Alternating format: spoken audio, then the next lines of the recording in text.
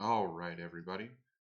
This will be the first one of these videos I try and produce, so if it's a little rough, please forgive me. Today we're going to be using Ryan Kingston's Armada Fleet Builder. This is a fantastic tool. Right now you're seeing it in sort of an incognito mode.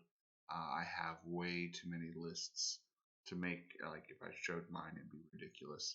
I spend most of my day when I have free time just fantasizing special lists. Today I'm going to be covering a list that's very near and dear to me. I've nicknamed it Moons over Gozanti, kind of like Moons over Miami, but Moons over Gozanti is what I normally play on a competitive edge. So today we're going to be taking apart this list piece by piece. We'll also be doing the version 1 of this list. I'm currently on version 3, which is using some Rebellion on the Rims cards that aren't out yet. I'm just playtesting them, and but you can see the genesis where it all began. Um, so the first thing we're going to do is hop in. This is obviously an Imperial fleet, and Moon's part of this is actually my favorite ISD type, the Simoon. Simoon is fantastic. It's 5 red dice at the front. My typical playstyle prefers long range shooting, and the Simoon just gave me exactly what I wanted. It's 2 more points than a standard ISD 1 and just way better. Okay, so next thing we're going to add, we're going to go ahead and add our commander right now. This is my obvious choice is Darth Vader because Simoons need rerolls. Blanks need rerolls. Okay, the next thing we're going to do, I'm going to jump ahead and do the fleet command. I love Intensify Firepower, so it's another way to turn a blank into something, and we'll be using another card later on to help us with this Intensify Firepower, but one that's a little bit different than not a lot of people see coming. Next thing we're going to go ahead and do is add gunnery teams, pretty standard. What we're building actually is nicknamed 8 Dice Simoon. So actually let's jump into this. So we're actually going to add quad turbo laser cannons, pretty standard for 8 dice Simoon, and spinal armament for 8 dice Simoon. We're not going to add a title. Next thing we're going to do is we're going to add quad laser turrets. Quad laser turrets gets you a little bit of counter. This is an all ship list, so it's squadronless. Squadronless lists have a hard time dealing with squadrons, and this is meager, but it can output enough damage, especially if you're adding in a flak or two throughout the game, and then using the Gozanti portion to also be your anti-squadron armaments. Okay, now we're going to add in this weird and odd and unusual Commandant Oresco. Now, once we get to the dynamics of how this plays out, I'll explain why, but that's your flagship right there. At 192 points, it's a pretty expensive flagship, but generally it stays alive, or people come gunning for it and fall straight in line with shooting at an ISD, so that's fine. Next thing we're going to do, so if 1 is good, 2 is better. So this is just a carbon copy, except for the Intensify Firepower, Oresco, and Vader, because those are unique cards signified by the dot in front of theirs. So now we just need to add a officer to this one. We're going to add a strategic advisor because we're going to want activations. Activations are going to help us with making sure that things move into our arc or across our arc as we need or want. So that's the second ship. It's 147 points. This is kind of the one that you'll stick out in front on all your assaults when you're thinking about deployment. And the flagship is kind of the lag behind one. Okay, now we're going to add in the Gozanti portion of this. There's one Gozanti. We're going to add in a comms net. So this is obviously what we're going to use to feed tokens that we'll need to run specific commands like engineering or navigate, because both of these Simoons will likely be running concentrate fire their entire time. Uh, Next thing we're going to add in is another Gozanti. And right there. Fantastic. And this one we're actually going to throw on slicer tools. Okay, so at 394 points, we're going to call this MOG V1. Like I said, this is the first version. Version 2 didn't last very long. It sucked. It had me swapping out quad turbo laser cannons for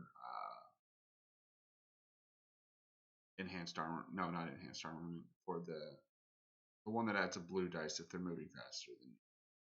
It was a thought, and it didn't work out very well because people would just move as fast as you move and completely negate it. And having these extra accuracies are almost key to the build, and they're actually more important now that the Superstar Destroyer is out.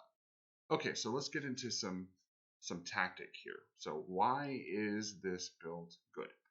Well, first off, it's two Imperial Star Destroyers. They're they're pretty hardy. They tend to last a long time. They can dish out a lot of damage, and they have just the presence on board that people think, okay, I'm dealing with an ISD. It's not going to be an easy fight. So the first thing, like I said, this is a pretty standard build for a Simoon called 8 dice. And how we get that 8 dice is 5 red dice in the front pool, plus 1 for spinal armament, brings us to 6, plus 1 red dice for concentrate fire. And then if any one of those is showing an accuracy icon, you get an extra red dice set to an accuracy icon. So that's a total of 8 red dice in your dice pool.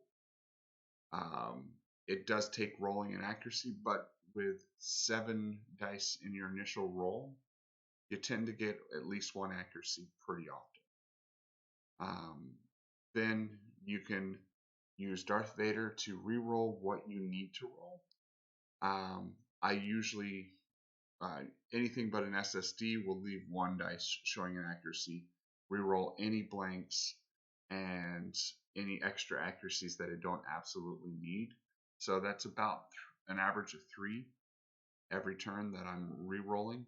And then Intensify Firepower will allow me to turn, if one of those ends up being a dud, back into at least just a hit. The average damage this is dealing through is 6 damage with 1 accuracy, usually targeting a brace. And remember, this is all happening at long range. Most other people's dice pools at long range back against you is limited to 3 or 4. And when that happens, if a brace comes in, they're dealing 2 to 3 damage non-braced that you can redirect to a shield. So it's a pretty effective build at long range. The only trick is keeping people in your front arc.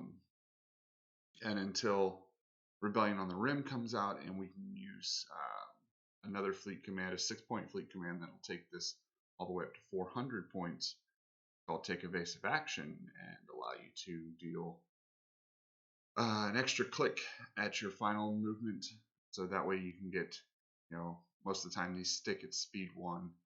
So you can have 2 clicks at speed 1, and instead of taking JJ, you're just as effective without taking any damage. The next thing we're going to take a look at here is how we're going to use Oresco. So like I said, most of the time, both of these Star Destroyers are running Concentrate Fire. So if I'm running Concentrate Fire 100% of the time, I'm using that dial, and I never get a token to use for Intensify Firepower. So how am I going to get my token? Well, that's why this second Star Destroyer is always within distance 1 to 3 for deployment and movement. It's a fairly easy task to do. And then, so when it reveals its Concentrate Fire, you'll use Commandant Oresco on your flagship to gain a token of that same type. And then go ahead and use it to force Intensify Firepower every single turn. Now, there are a couple other ways to have done this. One of them was to use Wolf Eulerin, uh, and I find that Wolf is okay. He's not the greatest for this, especially considering the utility of being able to pick something else off of a different ship if you need it in that moment, and that's where your Comsnet Gozanti comes in. He's your kind of in the moment guy, so you'll deploy Simoon, then Gozanti, then Simoon, in sort of like a sandwich formation, and um, that keeps your Comsnet safely between two different ISDs where it's going to be really hard to get to it, and allows you to Oresco either the Simoon or the Gozanti cruiser for whatever token you need, and then you can use the Gozanti, because it's a one command ship, to force the command that you need or want that round, and steal it with Oresco, Comsnet it over to the other Simoon. So both Simoons will get whatever the Gozanti dial is set to. Then our Slicer Tools Gozanti. Slicer Tools Gozanti is actually got a single purpose, and it's actually bait. He's a 30-point ship. He's a pretty expensive piece of bait, but overall, 30 points, and it generally draws people in towards it, and you may get a Slicer Tools out of it. I mean, get to use your Slicer Tools out of it. It's pretty good. So most people that I've played against actually fear a Slicer Tools Gozanti, thinking that it's going to do something harassment wise to them. So I fly it at just inside blue range, transverse and cross in front of the Simoons, and people will fly kind of close it. Oh, I'm sorry, just inside blue range. That means the distance between black and blue is where I put it. So it's just outside of black range for me. That means when people get inside blue range to shoot it, I'm generally have red range from the Simoon back to it. This also allows me to use this Gozanti, if necessary, as a speed bump. It's a funny tactic. We can cover that at a little bit later date in a different video. But that's the build. The last thing I want to touch on, there is another option for officer here, so we'll take a look at this, and that's Commander Garrett, not Garrett. What's his name? I know I'm staring at him, and I can't even. Taskmaster Grint, that's the one. Taskmaster Grint is 2 points less, and he would work absolutely great, but this leaves you susceptible to Slicer Tools. So if they Slicer your command, not only are you not getting concentrate fire that you want for the ship, you're also not getting the bonus token that you need with Grint. So he's kind of out. Now, if you are playing in a meta and not a lot of people are playing Slicer Tools, then I would go with Grint. Because at the end of the day, you can always also Comsnet over a concentrate fire token if you need it. And then at the last, you can always discard the card. So Grint is the better play if you are not facing a lot of Slicer Tools. If you are facing Slicer Tools, or are worried about there's a crit that lets them choose your top dial, then you go with Commandant Oresco, because your one command ship can force the concentrate fire that you'll need for your intensify firepower. All right, let's take a look at objectives real quick. So objectives this side is pretty stock and standard fare. I have an absolute love affair with Station Assault. So let's take a look at the text on that real quick. So Station Assault says place obstacles is normal. So there's normal, excluding the station. Then second player, that's you, should they choose to go with this, places 2 stations in the setup area. Each station must be placed beyond distance 1 of all other obstacles. It should say all other obstacles, because the second station counts the first station as an obstacle. and beyond distance 3 of both players' edges. Both stations are unarmed stations. Place both unarmed station cards near the second player's ship cards. So this is a objective that's come in the Carillion conflict. So the special rules: first player's ships or squadrons cannot resolve unarmed station effect. Discard damage cards. Very, very handy when dealing with squadrons because they kind of just pop onto a station, heal some hull. This allows you to totally just ignore them. And then here's the thing: that's just the first player. Your second player, so you can still heal, and there are 2 of them. So if you straddle both of them, you heal 2 damage. I use this to great effect on my Superstar Destroyer builds. This is actually what people end up picking most of the time. And first turn, I just you can't deploy a Superstar Destroyer on a station, but you can move onto a station with your first movement, and I normally overlap them both in the first movement. Then the second player gains 1 victory token for each unarmed station that is not destroyed. The first player gains 1 victory token for each unarmed station that is destroyed. So the unarmed station, I don't have it on screen, and I don't think there's a way to show it through Ryan Kingston. It just has 10 hull, and it cannot suffer critical effects. So that's it. It's taking 10 damage that would have otherwise been directed at your ship, and for 40 points. So if they don't destroy either of them, you got an 80-point bonus. If they destroy one of them, it nullifies the gain that you get, so it's a net 0. And then if they destroy both of them, well, they've wasted 20 shots not shooting you and only garnered 80 points. Meanwhile, you've got two 8-dice Simoons that are just punishing them. It's a fairly safe bet. The other option that you can run here is Most Wanted. We'll go take a look at Most Wanted. Most Wanted is what most people will run. Most Wanted, when they choose it, you're like, okay, here's fantastic. Please come kill my Slicer Tools Gozanti.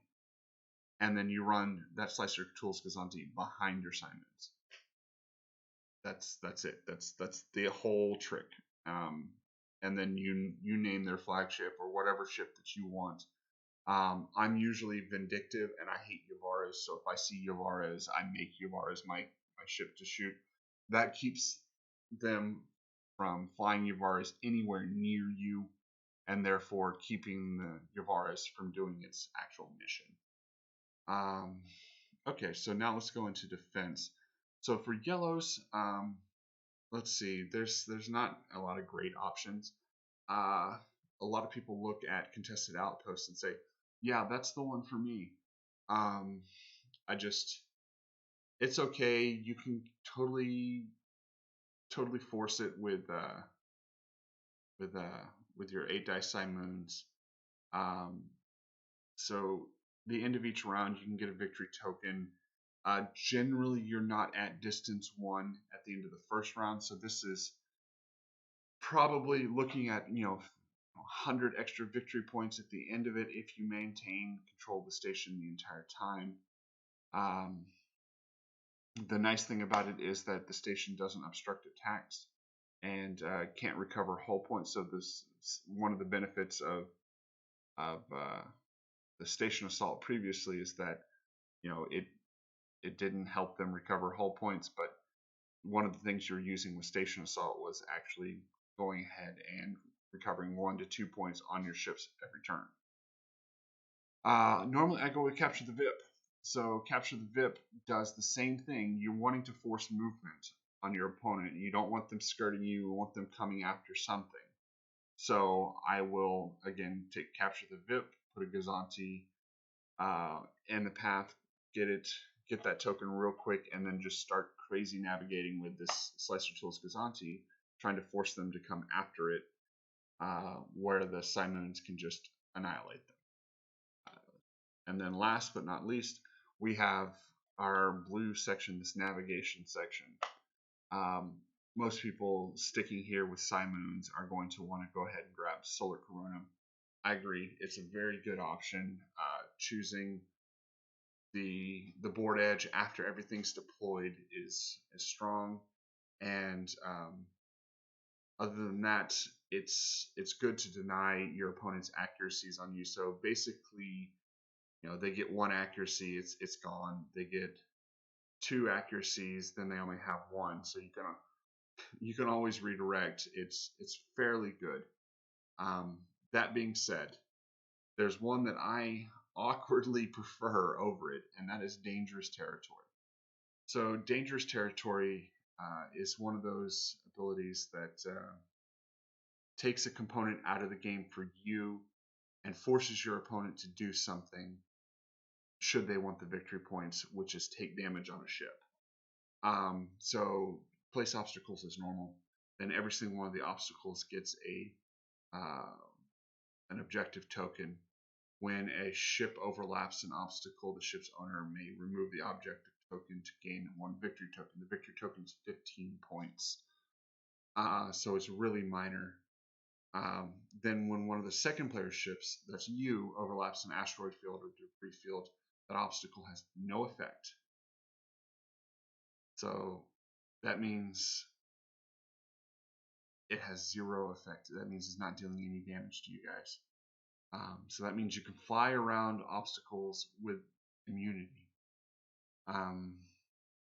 It's actually a pretty big deal, especially when you're dealing with slow turning ISDs and trying to avoid obstacles.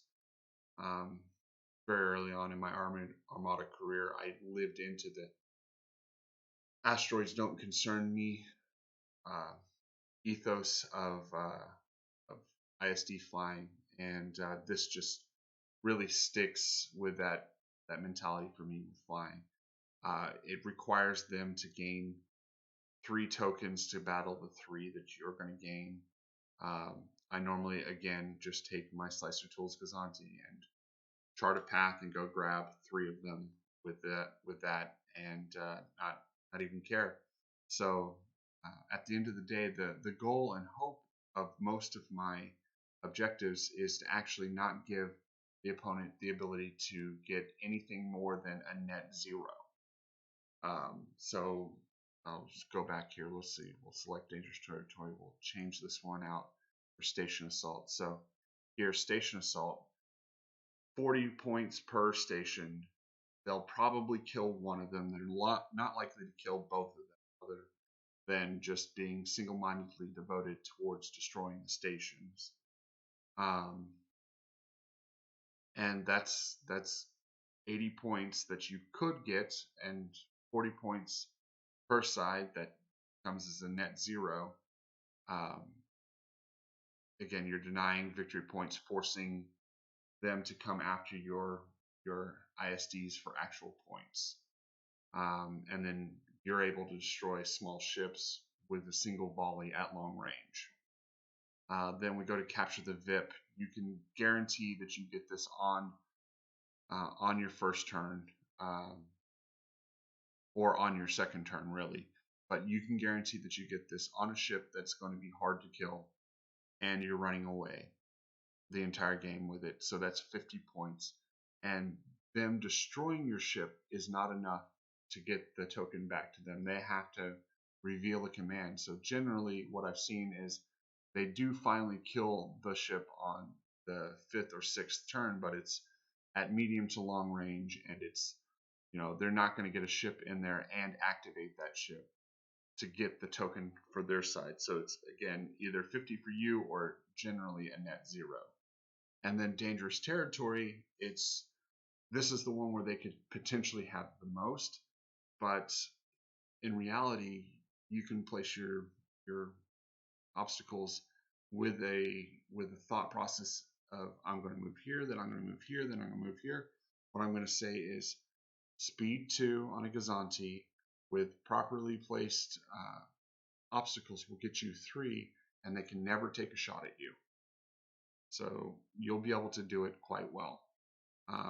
And you're not taking any damage from that. If they want to claim a token, they're taking 2 hull. That's the other thing. When you're doing this one, choose the asteroids first for their side. Let them choose debris clouds for your side. So they're going to get at least 2 asteroid clouds.